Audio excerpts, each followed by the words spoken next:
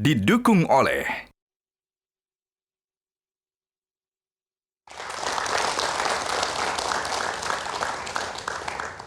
Terima kasih Anda masih bersama saya dan tamunya masih Immanuel yang sekarang pendeta tapi dulu pernah mengalami gangguan kejiwaan dan juga terjerat narkoba.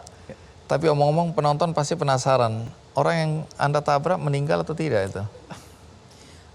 Enggak, tapi berobat ke rumah sakit. Karena waktu itu kejadian, terus saya cek ternyata mereka berdua, ada satu bapak dan satu ibu nyangkut di bawah mobil saya. Gitu. Astaga. Dan Motores juga di bawah mobil saya. Tidak meninggal ya? Puji Tuhan enggak. Oke. Lalu kapan persisnya Anda terjebak narkoba? Di tahun 2014 Bang Edi. Apa yang terjadi?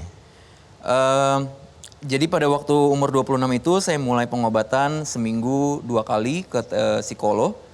Dan karena psikolog saya bilang ini penyakitnya terlalu komplikasi, jadi harus dibantu dengan obat-obatan dari psikiater. Jadi saya harus minum obat setiap hari dan harus ke psikolog seminggu 2 kali. Tapi karena mungkin pada waktu itu saya juga masih umur 20-an, belum cukup dewasa untuk menerima keadaan, saya masih ada rasa kecewa sama Tuhan. Saya udah pelayanan dari sekolah minggu, dari kecil, saya dibesarkan di keluarga yang takut akan Tuhan, cinta Tuhan. Tapi ini kenapa terjadi sama saya gitu, saya merasa... Tunggu, jadi sebelum kena narkoba, Anda ada pelayanan. Jadi Anda udah mengenal Tuhan. Sudah. Tapi kemudian kecewa dan terjerat narkoba. Iya. Oke, terus? Lalu saya karena marah, kecewa, sedih, saya merasa dibuang, saya merasa berbeda dengan anak muda pada umumnya pada waktu itu. Akhirnya saya, dan karena memang pergaulan yang salah, karena firman Tuhan berkata pergaulan yang buruk merusak kebiasaan yang baik kan. Karena pergaulan saya salah, akhirnya saya coba yang namanya narkoba di tahun 2014. Saya coba dari yang ringan-ringan, dari yang namanya ekstasi, dari yang namanya ganja, dari yang namanya LSD, dari yang namanya MDMA, sampai saya berpindah ke kelas yang lebih berat, yang namanya putau, kokain, sabu, dan segala macam. Berapa lama Anda mengkonsumsi narkoba? Saya pakai narkoba dari 2014 sampai 2018. Anda mengkonsumsi saja atau juga jadi pengedar? Biasanya kan akhirnya kehabisan uang. Betul.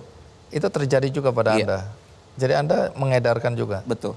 Lalu bagaimana kemudian bisa keluar dari jerat narkoba? Jadi ceritanya begini Bang Andi, jadi waktu di tahun 2018, suatu malam saya habis pakai narkoba, saya habis snort kokain dan habis bakar sabu begitu ya. Pada waktu itu, saya lagi di jalan ke sebuah mall pada waktu itu. Dan di malam hari itu saya bertemu dengan satu orang ibu-ibu. Saya nggak tahu ibu-ibu ini siapa, dia total stranger, orang asing buat saya. Saya nggak pernah lihat siapa dia, nggak pernah lihat mukanya, tapi tiba-tiba dia mau ngajak ngomong saya. Singkat cerita, kita melipir di mall tersebut, kita melipir sebentar. Lalu dia bilang seperti ini, bahwa dia bilang, saya melihat muka kamu di mimpi saya. Lalu dia bilang juga bahwa pertemuan kita malam hari ini bukan sebuah kebetulan karena Tuhan yang kirim saya untuk menemui kamu malam hari ini di tempat ini. Lalu dia bilang, saya tahu kamu selama ini pakai narkoba. Dia juga bilang, saya tahu selama ini kamu berjuang dengan kejiwaan kamu. Padahal Anda nggak kenal sama sekali. Saya nggak kenal siapa dia, saya nggak pernah lihat mukanya. Baru kenal di malam hari itu. Betul-betul di malam hari itu saya baru ketemu dia. Tapi dia tahu segalanya. Lalu singkat cerita, obrolan kita lumayan panjang. Lalu singkat cerita, dia bilang begini, bahwa sebentar lagi Tuhan mau membereskan fase kehidupan kamu yang ini. Lalu setelah itu Tuhan mau pakai kamu untuk melayani anak-anak muda yang sama mengalami apa yang kamu alami, yang struggling dengan kesehatan mental dan juga kecanduan narkoba sama seperti kamu. Perempuan itu bilang begitu? Ya. Lalu singkat cerita kita tukeran kontak, lalu kita berpisah malam hari itu. Lalu apa yang terjadi? Lalu setelah itu saya pulang ke waktu itu saya tidak tinggal bareng orang tua, jadi saya tinggal bertujuh dengan 6 orang pemadat lainnya. Mereka semua pemakai narkoba di sebuah apartemen. Lalu di malam hari itu saya setelah sekian lama saya nggak pernah berdoa, saya nggak pernah ke gereja, saya merasa hubungan saya jauh dengan Tuhan selama berapa tahun itu. Di malam hari itu setelah bertemu dengan ibu-ibu tersebut, saya ke balkon di apartemen saya. Lalu saya ngelihat ke langit, saya hanya berbincang-bincang secara casual dengan Tuhan pada waktu itu. Saya bilang, Tuhan sebenarnya ada nggak sih? Saya bilang, apakah benar itu tadi ibu-ibu itu Tuhan yang kirim untuk ketemu saya? Apa benar Tuhan mau saya melayani sebagai pendeta? Karena seumur-umur sampai pada waktu umur saya yang di umur segitu, saya nggak pernah kepikiran jadi pendeta, saya nggak punya potongan jadi pendeta, saya nggak punya mimpi cita-cita jadi pendeta, saya nggak tahu pendeta itu tugasnya apa, nggak tahu gitu. Nggak ada ini kepikiran menjadi pendeta. Tapi di malam hari itu saya bilang, Tuhan kalau memang betul Tuhan mau pakai saya untuk jadi pendeta, melayani anak-anak muda yang kecanduan narkoba sama seperti saya bilang, saya mau tantang Tuhan pada waktu itu. Saya nggak bilang untuk yang nonton acara ini untuk menantang Tuhan, tapi saya hanya menceritakan apa yang terjadi dengan kehidupan saya pada waktu itu. Saya bilang, saya tantang Tuhan, kalau benar Tuhan mau pakai saya jadi pendeta, dan Tuhan yang kirim ibu-ibu tadi, saya temuin tadi, saya mau jadi pendeta dengan 3 syarat. 1, saya mau Tuhan buat saya berhenti dari narkoba tanpa saya harus masuk penjara, tanpa harus ketangkep. Karena di momen itu sudah ada 2 teman saya yang masuk penjara pada waktu itu. Dan kedua, saya nggak mau sakau. Karena sudah ada salah satu teman saya yang meninggal karena overdosis. Dan yang ketiga, saya bilang saya nggak mau masuk rehab. Jadi kalau Tuhan bisa menjawab tantangan saya dengan 3 syarat itu, saya bilang sama Tuhan, saya akan melayani Tuhan secara full time sebagai pendeta seumur hidup saya. Dan sekali lagi saya bilang untuk yang nonton acara ini, jangan tantang Tuhan karena kita sudah pasti kalah. Buktinya sehari ini saya jadi pendeta. Tapi prosesnya seperti apa kok kemudian Anda akhirnya mengakui bahwa Tuhan yang menang ketika Anda tantang? Jadi berapa hari setelah saya bilang sama Tuhan di malam hari itu, di balkon apartemen itu, berapa hari setelah itu, karena biasanya begini Bang Andi, kalau misalnya orang pemakai narkoba itu biasa jarang tidur ya. Selalu melek terus gitu ya kan, aktif terus gitu, on terus gitu kan. Jadi biasa dulu waktu saya pakai narkoba itu, saya seminggu tidur cuma 1 hari atau mentok-mentok 2 hari. Sisanya melek terus gitu. Tapi di malam hari itu, berapa hari setelah saya berdoa dan berbincang-bincang dengan Tuhan yang tadi saya ceritakan, di malam hari itu saya merasa sangat ngantuk gitu, ngantuk banget gitu. Saya ngantuk banget, lalu saya pikir ini barangnya jelek apa gimana ya gitu. Saya mau komplain ke distributor saya gitu ya. Kok nggak on ya? Kok nggak on nih, barangnya jelek nih kayaknya gitu. Terus saya habiskan semuanya yang waktu itu saya punya di stok saya pada waktu itu gitu. Tapi nggak melek-melek gitu. Saya pikir ya mungkin barangnya jelek, besok saya komplain lah gitu. Di malam hari itu akhirnya saya tertidur pulas, setelah sekian lama saya nggak tidur. Dan besok paginya mukjizat terjadi. Pada waktu itu pagi-pagi saya bangun, saya tidak ada rasa keinginan sama sekali untuk menyentuh bong sama sekali. Dan tantangan saya dijawab sama Tuhan di pagi hari itu.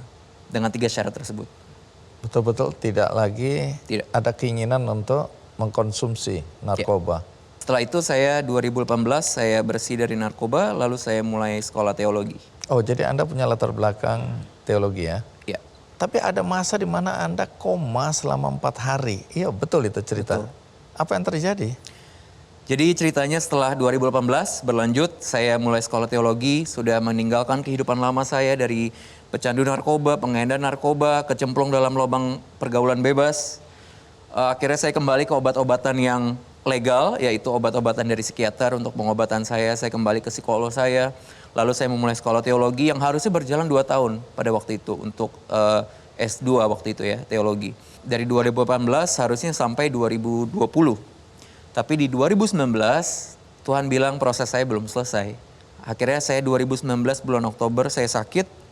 Singkat cerita sampai bulan Desember, yang tadi kalau ada lihat ada di VT-nya itu foto saya lagi udah seperti mayat hidup di sofa itu adalah foto terakhir sebelum saya dibawa ke rumah sakit dan saya kejang-kejang lalu saya koma di bulan Desember 2019. Oke, apa yang terjadi sampai Anda koma?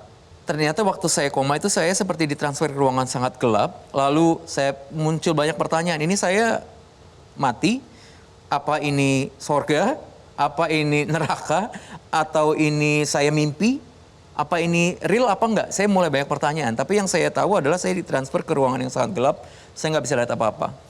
Jadi pada waktu itu, waktu saya di ruangan gelap itu, saya perhatikan tiba-tiba muncul satu titik terang di ujung ruangan tersebut. Lalu terang tersebut saya perhatikan, terangnya semakin besar. Ternyata terang itu menghampiri saya. Lalu saya perhatikan ternyata terangnya saya bisa melihat sampai detik ini, sampai hari ini saya bisa mengingat dengan persis postur pundak. Pundak dari? Yang saya Sosok. percaya adalah Tuhan Yesus. Oke. Tapi saya tidak bisa melihat wajahnya Tuhan Yesus karena wajahnya hanya terang saja. Tapi buat saya itu masuk akal karena di Alkitab tertulis ada firman yang berkata bahwa Tuhan akan menyinari engkau dengan wajahnya. Dan itu yang saya lihat pada waktu saya koma. Wajahnya Tuhan Yesus hanyalah terang saja, begitu. Dan karena terangnya begitu terang, akhirnya saya tutup mata. Waktu saya buka mata, ternyata saya bangun dari koma. Pertemuan saya dengan Tuhan Yesus terasa mungkin hanya 4 detik, tapi ternyata saya koma 4 hari pada waktu itu. Apa dampaknya setelah peristiwa itu? Ternyata waktu saya koma, saya dikatakan waktu saya berapa saat sebelum saya koma, ternyata saturasi oksigen saya sudah tinggal 30. Dan waktu sudah mulai stabil, saya dipindah ruangan, sudah mulai bisa diperiksa ini itu lagi, saya sudah transfusi darah dan segala macam. Lalu saya diperiksa, ternyata saya didiagnosa mengalami 3 penyakit komplikasi. Yang pertama pneumonia, yang kedua TB paru, yang ketiga HIV AIDS. Gitu. Dan waktu saya koma, kalau dalam nama dunia AIDS itu ada yang namanya CD4, Bang Andi. CD4 atau CD4 itu untuk mengukur imunitas. Yang normal itu harusnya 400 minimal, yang sehat 800. Waktu saya koma udah 14. Jadi dokter sudah bilang ke orang tua saya bahwa ini udah hampir tidak mungkin untuk bangun. Tapi saya mau bilang kalau Tuhan Yesus. Jelajahi cara baru mendapatkan informasi. Download Metro TV Extend sekarang.